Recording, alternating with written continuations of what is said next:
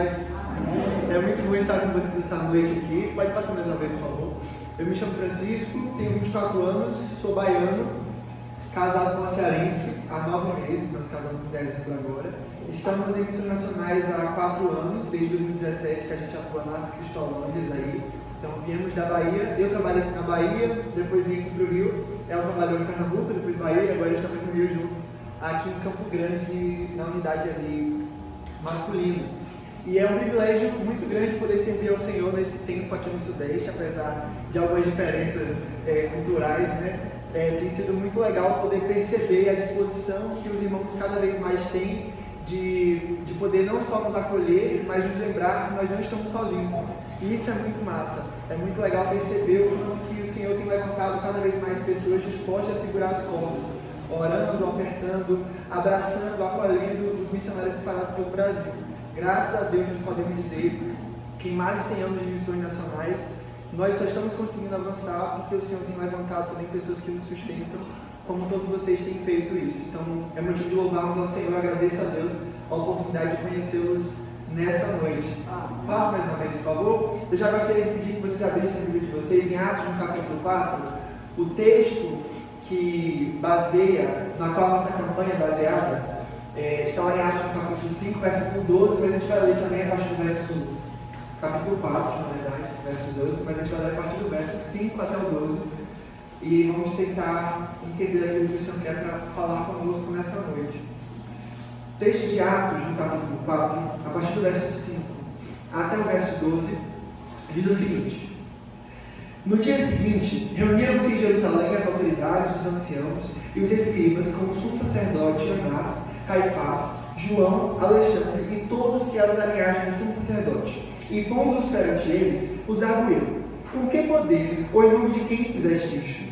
Então Pedro, cheio do Espírito Santo, lhes disse: Autoridade do povo e anciãos, visto que somos hoje interrogados a propósito do benefício feito ao homem enfermo e do modo por que foi curado, tomai conhecimento vós todos e todo o povo de Israel, de que em nome de Jesus Cristo, o Nazareno, a quem vós crucificastes, sim, em seu nome é que este está curado perante vós. Este Jesus é a pedra rejeitada por vós, os construtores, a qual se tornou a pedra angular.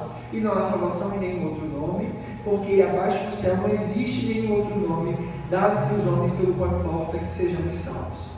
Pai, aqui está a tua palavra, Senhor. Nós estamos com os corações abertos nesse momento, implorando que o Senhor possa falar conosco durante esse momento, Senhor, de pregação do teu Evangelho. Não permita, Senhor, que nada que venha a ser dito passe daquilo que já foi revelado na tua Escritura, e que nós possamos estar de fato com os ouvidos atentos a ouvir a tua voz.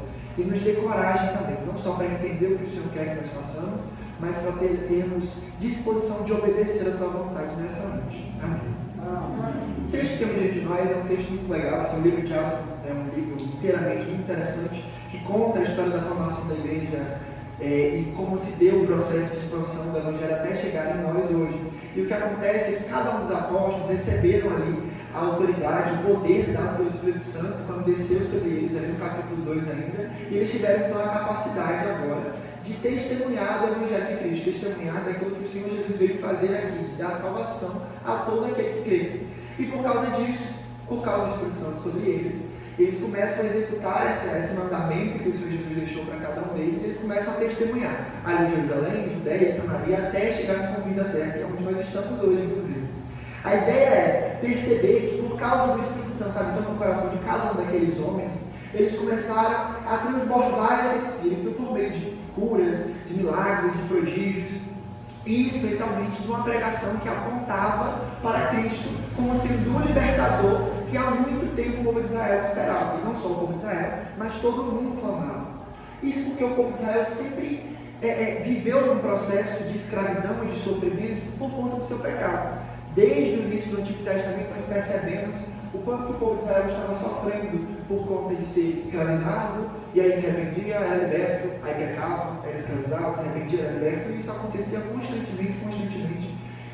E eles esperavam, desde lá do início do Antigo Testamento também, uma promessa de alguém que viria e libertaria eles de uma vez por todas, que viria e traria uma liberdade cujo reinado não teria fim. Esse Messias estava sendo esperado assim, por todo o povo de Deus, para que de fato viesse alguém que pudesse dar uma paz e um descanso que o povo sempre esperou.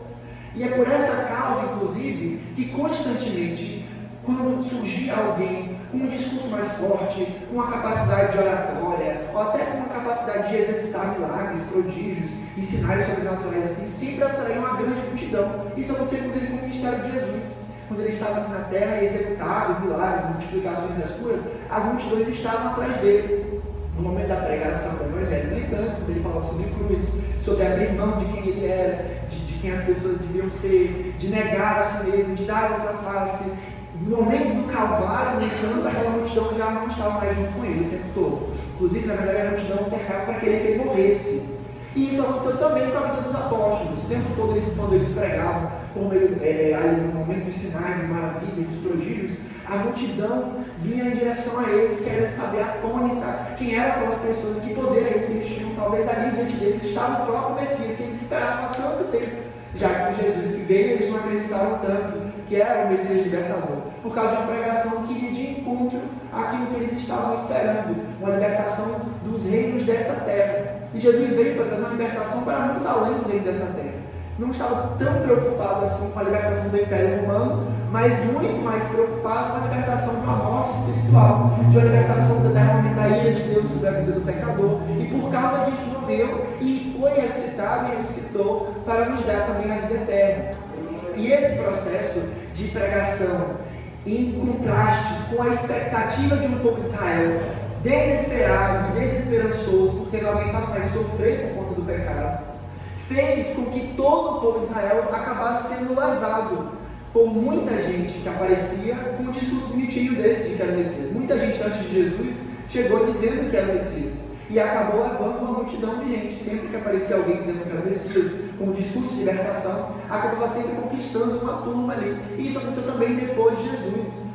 E na verdade, se a gente olhar um pouquinho para o livro de Atos, a gente vai perceber que não só o povo de Israel sentia essa necessidade desse libertador, dessa figura cujo poder daria a eles a capacidade a quem devotar a adoração. Não acontecia só com o povo de Israel, isso acontecia também com outras nações. Paulo pregando em outras nações, por exemplo, de cultura grega, quando executa também uma cura desse tipo, é confundido com um dos deuses ali do panteão que eles adoram. Será que ele é o Deus que a gente serve tanto, que nos deu o privilégio de vir aqui nos visitar? E aí já se prepara o povo para adorar. Porque, sendo Israel, sendo judeu ou não sendo judeu, todo mundo ali naquele tempo precisava de alguém para quem adorar. Todo o povo estava clamando por alguém para quem devotar a sua adoração e que pudesse saciar a sua sede, aplacar a sua dor, dar a paz e descanso que o mundo mal, corrompido pelo pecado, não deixa a gente viver. E isso acontecia naquele tempo e acontece também nos dias de hoje. O que nós vemos constantemente é que todas as pessoas estão desesperadas, desesperançosas também, procurando nos mais diversos tipos de recursos, refúgios para aplacar também a sua dor e para satisfazer uma necessidade que a gente vai entender biblicamente, que é uma necessidade de adorar alguém. Nós somos criados com o propósito de glorificar a Deus, nós somos seres de Deus, e enquanto não encontramos a Deus de verdade, vamos adorar muita coisa que a gente vai encontrando no meio do caminho.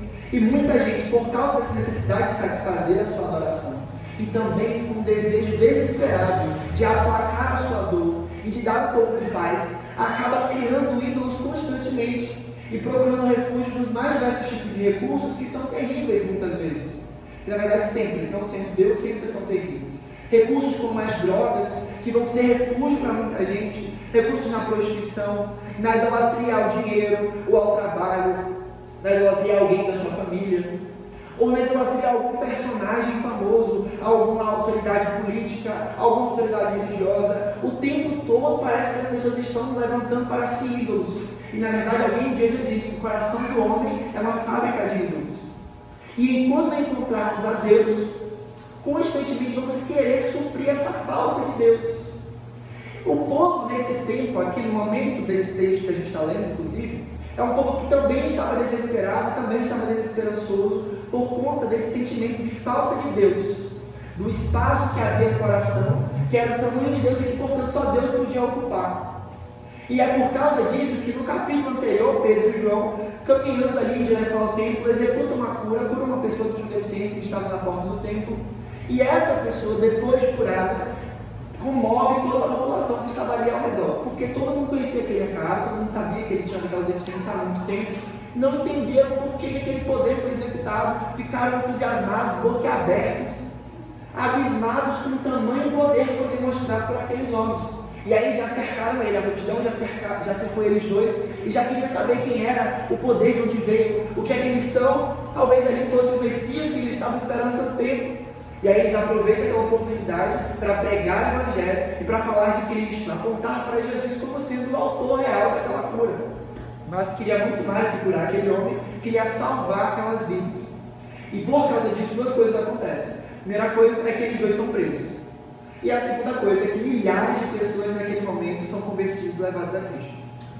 No capítulo seguinte, o capítulo 4, nós temos diante de nós o julgamento desses dois apóstolos, Pedro e João. Porque eles executaram aquela cura naquele momento e fizeram aquela multidão ali parar para ouvir o Evangelho sendo pregado, eles foram presos e levados no dia seguinte ao julgamento. E aí as principais autoridades, os mestres da lei, estavam diante deles para poder julgá-los, saber quem eles pensavam que era, para fazer aquela rebuliço toda da igreja. E eu queria destacar de forma muito especial a pergunta que eles fizeram a Pedro e João. No versículo 7, a gente vai perceber que a pergunta que ele faz é a seguinte: com que poder ou em nome de quem fizeste isto? E aquelas autoridades já eram conhecidas por causa da capacidade, da vontade que eles tinham de estar o tempo todo querendo estar sobre os outros. Por causa do orgulho, da soberba no seu coração, era muito comum que eles acreditassem ser ali os detentores da verdade, e por isso rejeitaram tão ferrenhamente a pregação de Cristo, quando Cristo esteve aqui na terra. Do mesmo jeito, saber que tinha alguém ali pregando o Evangelho, de novo desse tal de Jesus, que tinha dado problema nos dias anteriores, era um absurdo. Ainda falando coisas sobre ressurreição, por exemplo, que também foi ensinado por Pedro e João naquele momento, e que eles não acreditavam tanto. Enfim, de todos os tipos de coisas possíveis que eles tinham para questionar, eles estavam incomodados com o fato de que havia pessoas pregando o Evangelho que eles não acreditavam, que eles não aprovavam, que eles não achavam que era verdade, que eles não achavam que deveria ser pregado na igreja. Por essa causa eles eram presos e até ali tentando entender para ver se conseguem encontrar uma resposta que desse a eles argumentos para matar aqueles dois, já que eles já tinham sido presos por causa daquele rebuliço todo.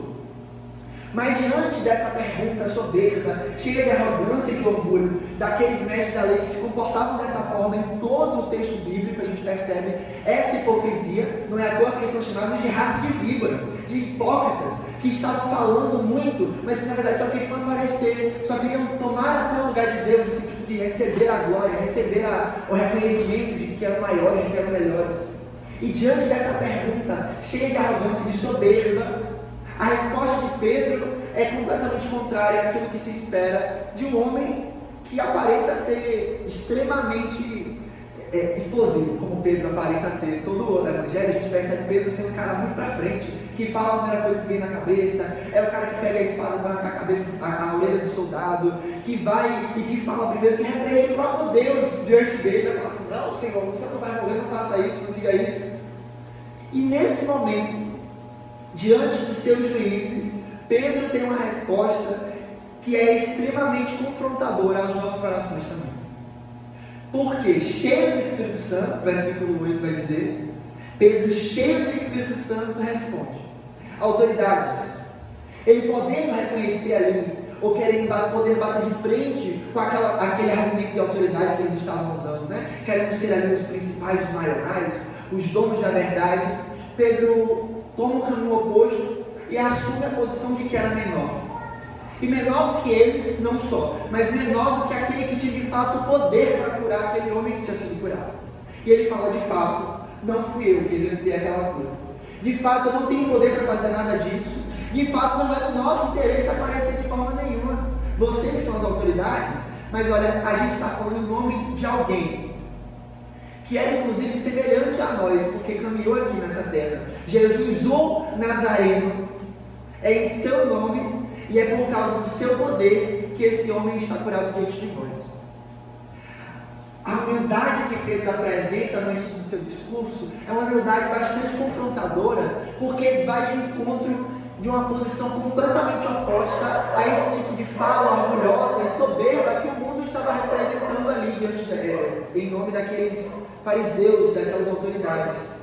O mundo constantemente acaba perguntando, questionando, colocando a igreja na parede e cobrando uma postura também cheia de si, né? Seja por causa de que é burrice demais acreditar em Deus, seja porque não dá para a gente imaginar a verdade por trás de alguém que a gente não consegue ver, seja por meio do fato de começar a colocar, inventar mentiras em nome da religião, dizer que a religião, por exemplo, é o ópio do povo, e por causa disso acabar afastando e descredibilizando qualquer tipo de argumento que diga a respeito de fé. O mundo inteiro está ao nosso redor, cobrando uma postura nossa, também cheia e armada até os dentes de orgulho, de soberba e de arrogância e prepotência. A igreja de Jesus, no entanto, tem que ter disposição de, assim como nesse momento teve disposição de assumir uma resposta coberta de humildade e que aponta para Cristo, nós também temos que ter a disposição de nos revestirmos da humildade que Cristo nos ensinou quando caminhou aqui. Paulo vai nos ensinar que nós devemos ter o mesmo pensamento que houve em Cristo Jesus, o qual, sendo Deus, não tomou por usurpação o fato de ser igual a Deus, mas a si mesmo se esvaziou, assumindo a forma de servo e habitando em nosso meio, e morrendo em morte de cruz, inclusive. Essa disposição de Cristo vir e servir e amar com humildade, mesmo tendo todos os argumentos possíveis para exigir serviço de nós, nos constrange de querermos colocar em nosso lugar de servos de joelhos diante da cruz. Mas muitas vezes, e é por isso que esse texto é tão confrontador, nós não nos comportamos de forma humilde que reflete o caráter de Cristo. Muitas vezes, diante de um mundo soberbo e arrogante, acabamos querendo também adotar uma postura soberba e arrogante, cheia de si, e que acredita de alguma forma, mesmo que por um segundo que seja, que nós somos melhores porque estamos aqui. E acabamos esquecendo, tiramos de nossa mente aquilo que a gente chama de graça. A ideia de que nós só estamos aqui não porque nós merecemos, mas porque o Senhor nos amou com um grande amor, e tanto amor que antes mesmo de nós queremos devotar a Ele a adoração, Ele já tinha nos chamado para si e nos transportou do reino das trevas para o reino do Filho do seu amor. E é por causa da graça de Deus que nós podemos perceber o nosso lugar, e o nosso lugar, de novo, é de joelhos diante da cruz de Cristo, com disposição de servir a Deus e a comunidade ao nosso redor. Mas isso significa, meus irmãos, que temos que ter disposição de abrir mão das nossas insígnias, dos nossos vestes, como se nós fôssemos melhores, da nossa postura de nariz em pé, como se nós fôssemos mais santos, mais dignos do céu, olhando para as pessoas que estão lá fora nesse momento e percebendo que elas também precisam de Cristo. Independente dos pecados que as aprisionem, elas também podem ser salvas, e nós somos prova disso, viva disso. Afinal de contas, se nós somos salvos, qualquer pessoa pode ser salva. O poder de Deus é um poder grande o suficiente, capaz de salvar e dar a vida eterna a todo aquele que crê, independente dos pecados que os aprisionam. Mas nós, infelizmente, acabamos não vivendo esse tipo de coisa. Quando rejeitamos a possibilidade de pregar para o traficante, para o bandido, para a prostituta, para a travesti, para o político corrupto, para quem quer que seja, existem diversos grupos por aí afora que precisam ser alcançados, e que nós, como Igreja de Cristo, precisamos refletir esse caráter de humildade de Jesus, com disposição de sabendo que nós somos pecadores, e que justamente porque nós éramos os piores dos pecadores, é que Cristo nos escolheu, para que fosse em nós evidenciada a longanimidade de Jesus, e que qualquer pessoa olhando para nós pudesse dizer assim: caramba, se até ele foi salvo, eu também posso ser. Se até ele está em Cristo e tem uma nova vida, eu também posso ser. A nossa esperança precisa transbordar de nós, para que qualquer pessoa olhando para nós também viva com essa certeza de que pode ter esperança de uma vida nova em Cristo. O texto continua no verso 10 e 11, quando Pedro fala que Jesus, o Cristo Nazareno, ele foi crucificado por vós, aquelas figuras de autoridade ali. E Jesus é a pedra rejeitada por vós, os construtores, a qual se tornou a pedra angular. E além do discurso cheio de humildade, Pedro também tem capacidade de adotar uma postura super ousada, com com bastante intrepidez e coragem de apontar o pecado, de denunciar aqueles homens que, apesar de se acharem muito, estavam distantes da vontade de Deus. E ele olha para eles e fala assim: vocês rejeitaram a Deus, vocês são os construtores que rejeitaram a pedra que se tornou angular, vocês mataram a Cristo. E isso é fantástico e também constrangedor, porque nos ensina a importância de nós termos disposição, de darmos aquilo que tivermos que dar, de renunciar aquilo que tivermos que renunciar, para que a mensagem de Cristo seja pregada, para que a vontade dele seja anunciada, independente daquilo que a gente possa ter ali em risco de se perder. Os versículos anteriores, Pedro vai falar que não é mais justo obedecer aos homens do que a Deus. Não tem lógica nenhuma, é muito melhor, é muito mais óbvio obedecer a Deus do que obedecer à vontade dos homens. No capítulo seguinte, eles são espancados e eles saem pulando de alegria, porque foram encontrados dignos de sofrer afrontas pelo nome de Jesus. Paulo vai falar aos Filipenses, no capítulo 1 também, que a nós foi dado o privilégio não só de crer, mas também de morrer por Jesus. Paulo vai falar aos Coríntios que eles estavam sofrendo todo tipo de castigo possível, mas que estava tudo bem, porque nele operava a morte, mas na igreja estava operando a vida, e é para aquilo que ele vivia. Ainda no livro de Atos, lá no capítulo 20, ele vai falar: em nada tenho a minha vida por preciosa, contanto que cumpra a carreira que me está proposta. O tempo todo, no livro dos Atos, a gente percebe o quanto que o Espírito Santo também dota cada uma daquelas pessoas de ousadia, de coragem e de para pregar o Evangelho. E nós temos que ter a mesma disposição de, apesar dos riscos, apesar daquilo que a gente ama tanto, termos disposição de abrir mão de tudo que for necessário para que o nome de Cristo seja glorificado e que nós possamos cumprir a missão que Ele nos deu. E nós estamos, infelizmente, tão distantes dessa realidade, na verdade, porque muitas vezes não temos disposição de abrir mão de tempo para orar pelos outros, quanto mais abrir mão de nossa vida, se assim for pedido. Não temos disposição de abrir mão de tempo para ouvir, para aconselhar, para abraçar alguém que chora. Quanto mais disposição de abrir mão de nossa vida, se assim for necessário. Imagine se a nossa condição de igreja fosse a mesma condição desses apóstolos que eram espancados, torturados, presos e assassinados por crerem em Cristo, por pregar esse Cristo. Será que a igreja de Cristo estaria avançando como está avançando no nosso Brasil? Nós temos que implorar ao Senhor hoje, por misericórdia, para que Ele nos ajude a também, por sermos cheios do Espírito Santo, termos coragem e disposição de, com intrepidez, anunciar a vontade dEle, para a glória do nome dEle, com disposição de renunciar muitas vezes aquilo que nós temos, aquilo que nós somos, aquilo que nós queremos ter, os nossos sonhos, os nossos projetos, para que a vontade do Senhor se cumpra sobre nós. E somente e unicamente para a glória do nome dEle mesmo.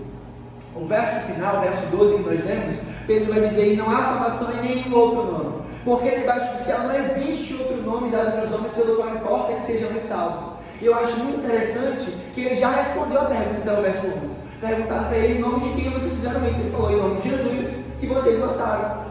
Mas ele não se contenta só em responder a pergunta. Era mais forte do que ele precisava transbordar a proclamação da sua fé, ele precisava transbordar aquilo que ele cria, e ele cria que era Cristo que ia salvar aqueles pecadores que estavam perdidos. Porque, de novo, ele deixa claro agora, dessa vez, para os seus juízes: não é mais importante a cura daquele homem enfermo, mais importante é a cura da alma que Jesus também pode dar. Mais importante do que as bênçãos materiais e qualquer tipo de coisa que pudesse querer ser alcançada, a libertação que aquele povo queria tanto, mais importante do que tudo isso era a ideia de saber que Cristo podia dar salvação e somente nele seria possível encontrar a vida eterna. Eu acho maravilhoso que nos versículos seguintes ele vai falar assim: nós não podemos deixar de falar daquilo que vimos e ouvimos. É mais forte do que nós, é maior do que nós precisamos transbordar a fé que nós cremos. A fé que habita em nosso coração transborda de nós e alcança o pecador também, porque não é possível crer e manter essa crença presa em nós. Paulo vai falar aos Coríntios também: eu criei, por isso falei, também nós cremos, por isso também falamos. E eu convido vocês a nesse momento também refletirem sobre aquilo que nós temos vivido com o nosso discurso na prática e fora.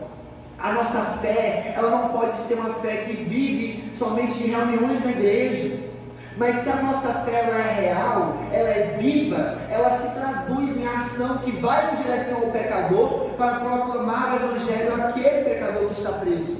Existem diversas pessoas, meus irmãos, que estão nesse momento precisando de Cristo, sem esperança e desesperados também. E nós, como discípulos de Jesus, como aqueles que entenderam o seu amor, porque nós somos amados por esse amor, temos a obrigação, a responsabilidade divina de poder levar esse mesmo evangelho a essas pessoas. Como é possível descansarmos sabendo que existe tanta gente nesse momento que não tem paz em saber para onde vai depois que morrer? Como podemos descansar sabendo que existem pessoas nesse momento que não conseguem ter alegria para viver, porque sabem que a vida que estão vivendo não tem sentido nenhum? E nós, por outro lado, por termos sido alcançados por Cristo, podemos dizer que a nossa vida de fato é para a glória de Deus. Fomos criados para isso, queremos viver para isso, queremos morrer para isso. Nós temos paz, nós temos esperança. Mas nós precisamos entender que o tema da nossa campanha é muito pertinente, porque o nome de Jesus Cristo é a nossa esperança. Porque ele não é só a nossa esperança, é a única esperança. Nós cremos nisso, mas precisamos dizer para o mundo que eles não vão conseguir encontrar em outro lugar a esperança. Eles não vão conseguir encontrar nas drogas, na prostituição, na idolatria ao dinheiro, na idolatria a qualquer personagem que seja, qualquer figura de autoridade que seja. Não vão conseguir encontrar alívio para suas dores, porque só em Cristo há esperança.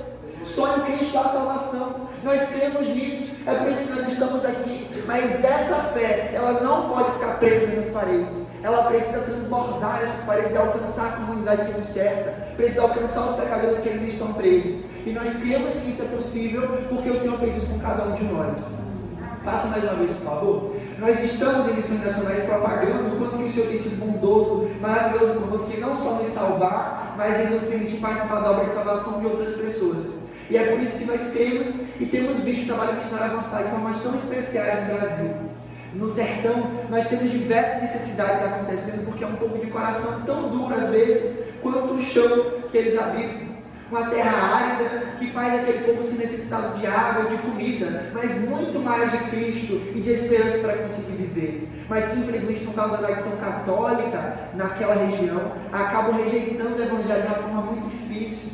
E nós precisamos das orações dos irmãos, para que os trabalhos que existem lá na região Nordeste, mais de 40 projetos de fundação de igreja, mais de 130 cidades que têm projetos já de missões nacionais plantando igrejas, a carreira do sertão que agora está indo para lá, para poder pregar o evangelho àquelas pessoas. Tantos projetos precisam das orações dos irmãos, para continuarem avançando e não recuarem no cumprimento da missão de pregar o evangelho para aquelas pessoas. Além das pessoas ali no sertão, existem as pessoas com deficiência, que estão aqui em Juiz de Fora, que estão aqui em Minas Gerais, que precisam de Cristo e que muitas vezes não são alcançadas pelo Evangelho, porque não tem quem se importe com elas, tanto quanto se importaram conosco. Não nos importamos tanto porque não estamos indo em direção a elas para alcançá-las. Eu trouxe especialmente o povo surdo, que é o povo que o Senhor colocou no meu coração aqui, com muito amor, porque são quase 10 milhões em todo o Brasil, e que menos de 1 milhão desse povo se considera evangélico. Mas onde estão os outros 9 milhões? Onde estão os surdos de Juiz de Fora, que não estão nas igrejas, ocupando os nossos bancos também? Eles estão em algum lugar, meus irmãos. E se não formos nós que levará Cristo para essas pessoas, quem levará? Como que a gente pode descansar, sabendo que existe um povo inteiro que está excluído, não só das igrejas, mas dentro de suas próprias famílias, e que não conhece a Cristo, que não tem alegria para viver, que muitas vezes acaba encontrando refúgio nas drogas, na depressão, acabam desenvolvendo diversos tipos de questões emocionais importantes, porque não existem pessoas que as acolham, que as amem. Graças a Deus, nós temos um projeto radical Surdos, que existe para plantar igrejas em Libras, especialmente ali na região norte, lá no Afuá, que é no estado do Amapá. Mas nós não podemos ficar satisfeitos só com esse trabalho lá no Amapá, não, porque nós temos povo surdo aqui, e nós precisamos alcançar eles aqui. Eu trouxe de forma especial esse símbolozinho aqui, que é um sinal assim, que significa eu amo você em língua de sinais. Você pode encontrar qualquer surdo, do mundo inclusive, que saiba a língua de sinais. Se você fizer assim, ele vai entender que está dizendo eu amo você. Mas eu trouxe ele como um desafio para os irmãos, para entenderem que é um sinal fácil de fazer, mas que eu convido cada um de vocês a fazer para um surdo, somente se isso for verdade no seu coração. Se de fato você amá-lo E eu não entendo como a gente pode amar alguém e não se importar que aquela pessoa está indo para o inferno. Eu não entendo como eu posso dizer que eu amo alguém e não me importa em aprender a língua daquela pessoa para poder me comunicar com essa pessoa. Nós precisamos nos capacitar, hoje já procurar material na internet para estudar, fazer curso, nos profissionalizarmos, nos dotarmos de conhecimento o máximo possível para que a gente possa levar o evangelho para as pessoas surdas e eles possam encontrar aqui também um lugar de esperança para uma nova vida em Cristo Jesus. Passe mais uma vez, por favor. Além das crianças também, que é um público que a gente está procurando focar bastante em missões nacionais nesse tempo, porque é um público que está sendo tão atacado, né, pelo mundo aí afora. Nós temos também, de forma especial, eu trouxe como destaque os estudos sociais, que é o público no qual eu trabalho de forma mais direta. Né? Eu trabalho ali na Cristolândia, em Campo Grande, e a questão existe há mais meses em todo o Brasil, com o objetivo de alcançar essas pessoas que são excluídas socialmente, que estão ali vivendo em situação de rua, em situação de dependência química, alcoólica, e que precisam de Jesus tanto quanto a gente precisa. Passa mais uma vez, por favor. Nós temos aí, eu trouxe a foto, que é o nosso coral da questão lá em Campo Grande. Pessoal, muito legal, muito bonito, e essa foto me deixa muito feliz, porque foi uma das primeiras vezes que a gente levou o coro para apresentar depois do início dessa pandemia. E foi um momento muito emocionante para todos nós, porque nós pudemos celebrar a Deus pelo quanto que Ele tem sido bondoso conosco, e nos permitir participar da vida e da vida nova que esses meninos estão encontrando em Cristo Jesus. Novos ciclos é o que eles estão vivendo a cada dia naquele lugar, porque os irmãos têm investido nessa obra, porque vocês têm participado de uma forma direta nesse sentido. Nós podemos conseguir avançar e avançar tanto que hoje nós temos 44 unidades cristãs em todo o Brasil. Ao longo desses 10 anos já são mais de 1.500 pessoas que foram reinseridas na sociedade graças aos trabalhos batistas em meio às pessoas sociais. Hoje nós temos 32 acolhidos em Campo Grande, e o nosso objetivo ali, tanto em Campo Grande, mas em outras unidades cristãs do Brasil também, é resgatar essas pessoas em situação de dependência química e alcoólica e dar a elas a oportunidade de uma vida nova em Cristo Jesus, sem depender de droga e também sem depender de sem recuperação, com autonomia, com independência, dependendo somente de Jesus. Nesse processo, essas pessoas são acolhidas e ficam conosco por 2 anos. Nesses 2 anos, sem pagar nada, elas são encaminhadas por um processo de triagem, que a gente avalia aquilo que elas precisam no sentido de documentação, saúde, jurídica.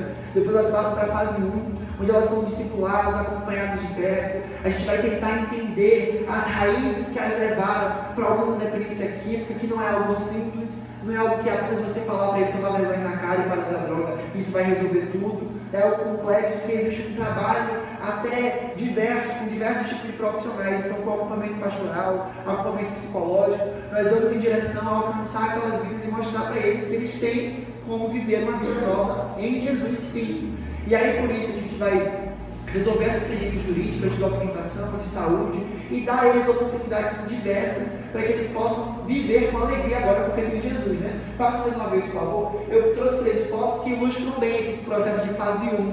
Né? Nós temos ali na primeira foto um dos nossos missionários num momento desse de acompanhamento individual com a acolhida, né? Um momento onde a gente está ensinando a Bíblia, e ali não só a gente vai ficar ali para dar um estudo padrão, seguir um roteirinho, mas é especialmente para a gente conseguir ouvi-lo e amá-lo, e mostrar para ele que na palavra de Deus ele consegue encontrar amor e esperança para a sua vida. E aí naquela conversa, que vai demorar horas, a gente vai aprender muito com ele, a gente vai ter muito a ensinar a ele vai conseguir ter força para continuar mais um dia, para continuar mais um mês e não desistir da nova vida que ele tem vivido em Cristo. Além disso, nós temos vivido outras oportunidades, por exemplo, o projeto Sons na Missão, que começou agora, tem 2 meses ali no Rio de Janeiro, e a gente está dando aos meninos a oportunidade de aprender a tocar violino, violoncelo, canto coral, agora a gente começou flauta também. Então assim, é muito legal perceber que pessoas que estavam completamente distantes de uma realidade de educação básica, às vezes, agora estão tendo acesso a aprenderem música no Seminário do Sul, com os principais professores que a gente tem ali naquela escola, naquela faculdade de renome. Então é muito legal perceber o lugar onde eles estão tendo acesso agora, os novos sonhos, as novas perspectivas, os novos projetos que eles podem ter para o futuro. De forma especial, eu trouxe a vida do Bruno ali, para mostrar para vocês como exemplo, que é um desses meninos. O Bruno estava em situação de rua conosco há 5 anos, estava em situação de rua ali no Rio de Janeiro. Ele foi acolhido conosco, e ele já está conosco há 5 meses, e agora o Bruno está aprendendo a tocar violino, ele já está sabendo fazer pão, é o nosso padeiro, está lá no restaurante, então ele faz o pão que a gente consome no nosso café da manhã, no nosso lanche. E a gente teve a oportunidade de conseguir resgatar o contato que ele tinha com a sua família. O Bruno estava aí há 5 anos na rua, sem contato com ninguém, a sua mãe achava que ele tinha morrido, e a gente conseguiu achar ali pelo Facebook, nas redes sociais, a mãe, e entramos em contato com eles. Eles começaram a falar com o Bruno novamente pelo telefone, e a gente fez uma surpresa para ele ontem. A gente marcou uma visita surpresa da mãe dele lá na unidade. Essa é a última foto que a gente colocou aqui. A mãe do Bruno foi lá visitá-lo, e ele pode estar vivendo a reconstrução de uma vida inteira, né? Integralmente sendo abraçado e podendo viver com alegria agora a nova vida que ele tem em Cristo Jesus. Passa mais uma vez, por favor. Na fase 2, depois de 18 meses, o que a gente tem são os meninos que vão começar o processo de ressocialização e reinserção social. Então eles vão ser escolarizados, profissionalizados, encaminhados no mercado de trabalho, até que estejam prontos para ir embora. E a ideia é que eles saiam do projeto com uma estrutura financeira saudável, uma estrutura social saudável, uma estrutura espiritual saudável, uma estrutura emocional saudável, para que eles possam caminhar com as próprias pernas e também serem discípulos multiplicadores de outros discípulos onde eles estiverem. Nessa foto eu trouxe a ilustração de momentos de escolarização, onde professores voluntários vão lá todos os dias capacitar os nossos acolhidos para poderem concluir seus estudos, ou para fazer o Enem, para entrar na faculdade, no curso técnico. E o momento ali de profissionalização, aquilo ali especificamente a aula de barbearia, que esse irmão vai lá toda terça-feira, de 2 às 6, ele passa para a gente ensinando os meninos a profissão de barbeiro. Essa semana agora vai ser a primeira formatura, né, da primeira turma, e logo em seguida já começa a nova turma. Então esses meninos têm podido viver e louvar a Deus com as novas possibilidades que a gente tem conseguido ofertar para cada um deles, né? Glória a Deus por isso. Passe mais uma vez, por favor. Eu não posso deixar de louvar a Deus e agradecer aos irmãos, porque a nossa carreira missionária ela já é uma realidade. Foi algo que a gente implorou muito ao Senhor no passado para conseguir, e por causa das ofertas da campanha que a gente arrecadou ano passado, essa carreira se tornou realidade. E hoje a gente pode levar saúde física, mental e odontológica para as pessoas do sertão do Nordeste, que vai ser aí um grande reforço no trabalho missionário que acontece ali naquela região. Além de levar essa saúde, a gente vai levar Cristo, claro, como única esperança para alcançar as pessoas lá do sertão. Passe mais uma vez, por favor. E eu preciso colocar no coração dos irmãos essa noite também um grande desafio. Nós carecemos do apoio e da disposição de cada um de vocês continuarem somando conosco, para que essa obra missionária em todo o Brasil ela não recue, mas ela continue avançando para a glória de Deus. E é por isso que eu preciso pedir aos irmãos que essa noite comprometam-se ainda mais com a principal parceria que vocês podem fazer conosco, que é a sua oração. Nós fazemos bastante coisa com pouco dinheiro, fazemos bastante coisa com pouca equipe, mas a gente não consegue fazer nada sem oração. Então eu preciso que os irmãos se comprometam ainda mais a sustentar os mais de 100 missionários espalhados pelo Brasil, os mais de 15 projetos de missões nacionais, para que a gente continue firme, não recue, que vocês continuem segurando essas cordas, especialmente com oração, para que o Senhor derrame graça e permita que mais pessoas sejam alcançadas por esse evangelho salvífico para a glória dele. Além disso, a gente tem a contribuição de recursos financeiros que a gente também precisa do campo missionário. De forma especial, existem 2 contribuições mais específicas que eu quero destacar. A contribuição primeira é a oferta de campanha, que a gente está em campanha aqui na igreja, a gente vai querer arrecadar um valor para devotar a missões nacionais, ali, para ofertar missões nacionais, e esse valor vai ser investido inteiramente na obra missionária e vai permitir a gente abrir novas frentes missionárias. Então, com o valor arrecadado na campanha, o nosso alvo são 18 milhões de reais. Esse valor inteiro vai ser usado para a gente abrir novos projetos. Então a gente quer abrir mais cristolândias, a gente quer construir novas carretas missionárias, a gente quer construir novos barcos missionários na Amazônia, e para a gente abrir esses novos projetos, precisamos conseguir o nosso valor da campanha. E é por isso que eu conto com a ajuda dos irmãos, para esse ano a gente conseguir juntar ainda mais força, mais recursos, para continuar avançando na obra missionária do Brasil. Mas a gente também não quer recuar, então a gente quer avançar, abrir novos projetos, mas para a gente não recuar, a gente precisa manter os projetos que já existem. E para isso, a parceria é necessária por meio do PAN, que é esse formuláriozinho que vocês preenchem e se dispõem a partir de R$30 por mês já a ser um contribuinte direto da obra missionária no Brasil. Nós precisamos da ajuda dos irmãos porque não é fácil para ninguém viver no tempo que a gente está vivendo. Mas no campo missionário as coisas acabam se tornando até mais difíceis às vezes. Porque você imagina, como que custa você manter um sítio para acolher 40 homens por 2 anos sem pagar nada? A gente não recebe nada do governo, a gente não recebe nada dos acolhidos, das famílias. A gente tem que a responsabilidade da igreja de Jesus de sustentar isso. E graças a Deus tem sustentado, né? À toa que a gente está há mais de 10 anos no Brasil aí, fazendo esse trabalho para a glória dele.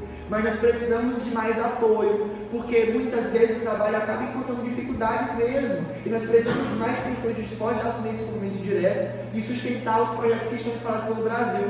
Por exemplo, como que a gente vai conseguir pagar nossa conta de luz ali em Campo Grande, ou aluguel de alguma outra unidade feminina, por exemplo, ou IPTU de uma casa missionária. Cada um desses valores que a gente precisa conseguir arrecadar mensalmente são possíveis de serem arrecadados porque pessoas como os irmãos têm se comprometido a sustentar o projeto missionário por meio do PAN. Então eu preciso perguntar aos irmãos, existe alguém que tem condição, claro, e que tem disposição e interesse de ser um contribuinte direto, um parceiro direto da obra missionária em todo o Brasil? Por menos de R$30 por mês, você já pode participar disso de forma direta em todo o Brasil. Eu quero perguntar aos irmãos se existe alguém interessado em fazer isso. Faz o coisinho com a sua mão, para que a gente possa levar um formulário para você. Existe alguém interessado em fazer isso? Que bênção, pastor, Deus abençoe. Ali também tem mais um irmão. A irmã Anete vai levar o formuláriozinho para vocês preencherem, por favor. Tem esse irmão aqui, irmão Fausto e o pastor também. Mais alguém, irmão, que tem interesse em ajudar a gente? A partir de R$30, você já pode começar a ser um parceiro direto da obra missionária, sustentando os projetos que já existem.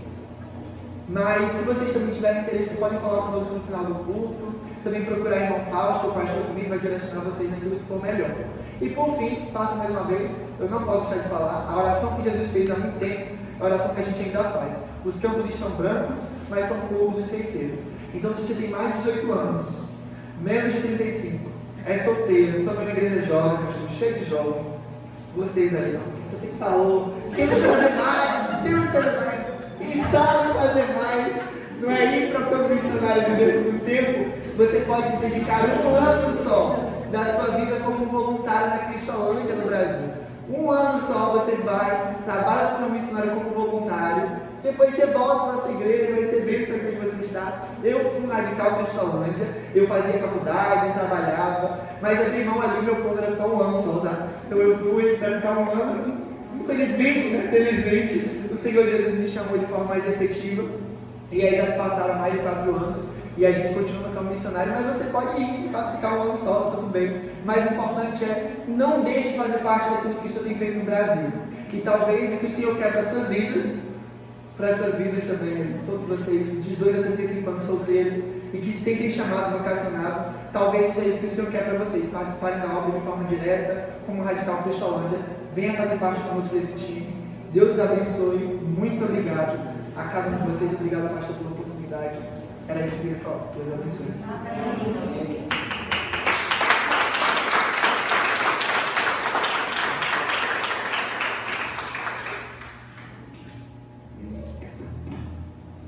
Missionário Francisco, eu quero te pedir para permanecer aqui à frente. E quero pedir à igreja do Senhor Jesus se coloque de pé nesse momento.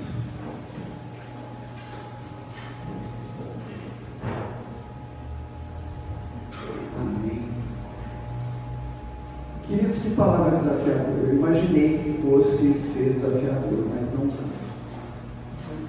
Não tanto. Porque toda vez nós somos confrontados com aquilo que Deus quer fazer na nossa vida. E a pergunta continua ecoando. Não estou aqui falando, complementando a palavra do missionário, não. Estou falando aquilo que Deus falou no meu coração. Aonde Deus quer te levar? Responda agora para o Senhor Jesus. Aonde o Senhor Jesus quer te levar? Pastor, eu não tenho condição de sair de Juiz de Fora. Geograficamente eu estou aqui, eu tenho família, está minha casa, meus parentes. Não! O que o Senhor Jesus quer fazer com a sua vida? Quer usar de que forma, pastor missionário Francisco? De que forma? Será que ele vai usar apenas o pastor da igreja? Não, Deus quer fazer ainda muito mais através da minha vida. Mas Deus quer fazer muito mais através da vida de cada um de nós, queridos. Nós vimos um pouquinho daquilo que os nossos recursos fazem. sustentando aquelas vidas da Cristolândia, adquirindo a carreta missionária. Mas, queridos, nós podemos fazer muito mais aqui onde estamos. Por isso nós temos orado, pedindo a Deus que desperte a igreja do Senhor Jesus, missionário, para que os nossos irmãos que estão lá nos campos, levando a palavra onde nós não iremos jamais, nós possamos sustentá-lo com os nossos recursos, com as nossas orações. Mas mais do que isso, que o Senhor nos use, que o Senhor nos use. Eu estava lendo o versículo 13, o único versículo seguinte ao texto que foi lido de Atos 4, e diz que aqueles homens ficaram perplexos, a multidão ficou perplexa com a intrepidez de Pedro e João. Intrepidez é o que está faltando à igreja do Senhor Jesus. Coragem para abrir a boca. Muitas vezes nós recuamos por mera vergonha de falar de Jesus. Não posso queimar meu filho no meio dos meus amigos. Não, meus vizinhos vão achar que eu sou chato. Aquelas pessoas ali ficaram perplexas com a intrepidez de João e Pedro. E sabe por que mais? Porque sabiam que eram homens iletrados, homens incultos, homens que não tinham conhecimento. Talvez você pense assim: pastor, eu nunca estudei, eu não tenho como falar de Jesus, eu não fui para um seminário, eu não sei nem ler direito, eu não tenho o dom da palavra. Não é isso, não é isso. Aonde o Senhor te levar, as pessoas têm que ficar perplexas por verem o poder do Espírito Santo na sua vida. Queridos, não é um privilégio do missionário Francisco, não é apenas dele, é um privilégio de cada um de nós ouvirmos o Senhor Jesus nos chamando e nos dispusermos e dizermos tão somente: eis-me aqui, Senhor, envia-me a mim, eis-me aqui. Talvez seja essa a razão que muitos têm questionado, não é? Como pode missionários dando a sua própria vida lá no Oriente Médio? Como pode missionários estão morrendo por amor a Jesus? Sabe por quê? Versículo 13 responde o missionário. Aqueles homens perplexos, olhando para João e Pedro, reconheceram que eles haviam estado com Jesus. Reconheceram que cada um deles teve um encontro com Jesus. Esses homens, não, eles só podem ter tido um encontro com Jesus, não tem outra alternativa. Esse Jesus que eles estão falando é verdadeiro mesmo, morreu e ressuscitou mesmo, porque até eles agora querem morrer por amor ao Evangelho. Queridos, você teve um encontro com Jesus? Você teve? Responda para Jesus: Senhor Jesus, Senhor, eu ainda não te encontrei, o Senhor está de braços abertos talvez me esperando, mas ainda não tive um encontro real, porque quando tivermos um encontro real, querido, nós vamos até a morte. Vamos até a morte. Muitos já me perguntaram: pastor, como é que o senhor pode fazer isso, querido? Eu não estou fazendo nada, porque os cravos na mão de Jesus, os cravos nos seus pés, a prova de amor que Ele me deu é o suficiente para mover a minha vida, e deve ser o suficiente para mover a vida da igreja a levar esta mensagem. Não temos feito nada, e em nome da igreja, pastor missionário Francisco, pedimos até perdão por muitas vezes sermos negligentes. Podemos ofertar mais e não fazemos. Estou falando de mim, dar mais do meu tempo e não fazer. Que o Senhor Jesus nos perdoe nesta noite. Precisamos primeiramente do perdão de Jesus. Segundo, precisamos ter um encontro com Ele verdadeiro, que vai nos mover e vai nos levar aos lugares aonde nós precisamos estar. Letícia, vem cá, nós vamos cantar Santo Espírito e vamos terminar o nosso culto orando, porque a realidade é uma só, queridos: sem o Espírito Santo de Deus, nós não vamos ter esse poder. Sem o Espírito Santo de Deus, não vamos ter essa intrepidez, nós vamos continuar recuados, acuados, com medo de pegar um vírus, vamos ficar só preocupados em fugir de vírus. Não. As pessoas estão esperando por mim e por você. E nem aqui dentro não, é lá fora. Fora dessas quatro paredes. Elas estão nos esperando.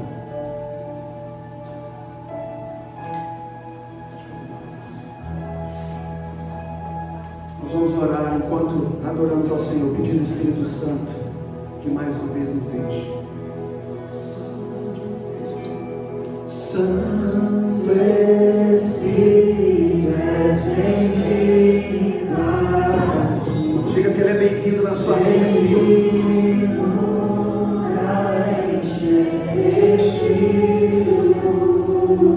Não é um lugar físico, é a sua vida.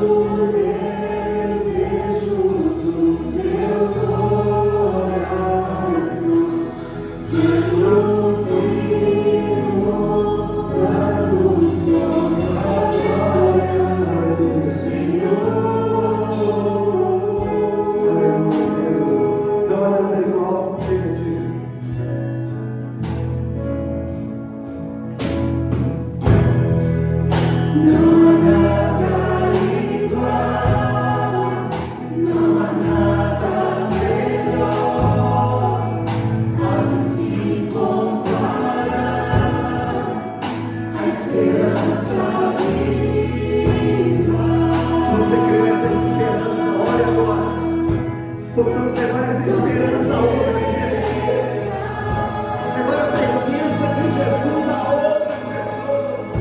Oh, Jesus, eu provei e vi o mais doce amor que liberta meu ser e a vergonha de você foi liberto pelo Senhor Jesus, pela presença de Jesus. Tocamos mais uma vez, igreja, bem forte, diga. Oh, Santo Espírito, Santo Espírito, és bem-vindo no meio da igreja, és bem-vindo no meio do teu povo, inunda a nossa vida, Espírito. Dá-nos a tranquilidade. Dá-nos a coragem, faça isso, desejo no nosso coração.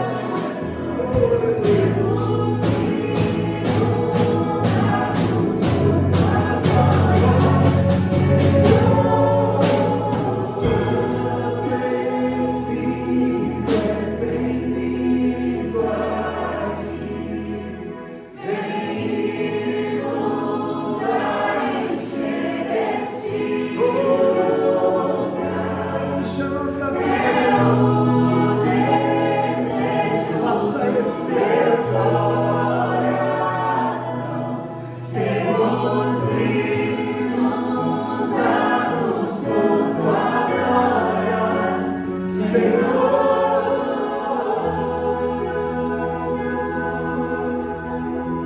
Pai, em nome de Jesus,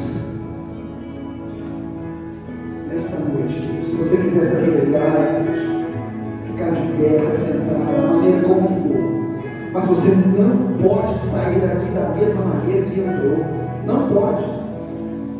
Fique aqui, espere o Espírito Santo acabar de falar com você nesta noite.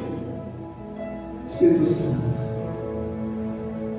oh Espírito Santo, em nome de Jesus, eu agora te peço que essa palavra que veio do teu coração para as nossas vidas possa penetrar,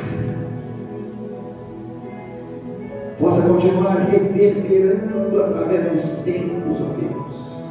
Que amanhã, na segunda-feira, o inimigo não venha tirar essa palavra dos nossos corações, pelo contrário, possamos estar ainda mais avivados. Teu Espírito Santo queimando, ardendo em nós, para prosseguirmos fazendo a tua vontade. Em nome de Jesus, quero te pedir a tua bênção sobre a vida do missionário Francisco, sua esposa, seu ministério. Pai Santo, sustenta o teu filho, não permita que o desânimo, que as perspectivas, as circunstâncias negativas, ó Deus, venham tirar do seu foco, mas que assim como Pedro assim como João, assim o nome dele também esteja incluído ali, ó Deus. O nome de cada um de nós. Eles puderam ver Paulo, João, Maria, cada um de nós falavam com trepidez, porque tiveram um encontro com o Senhor. Use-nos, ó Deus, em nome de Jesus, nós oramos. Amém e amém. Graças a Deus. Amém.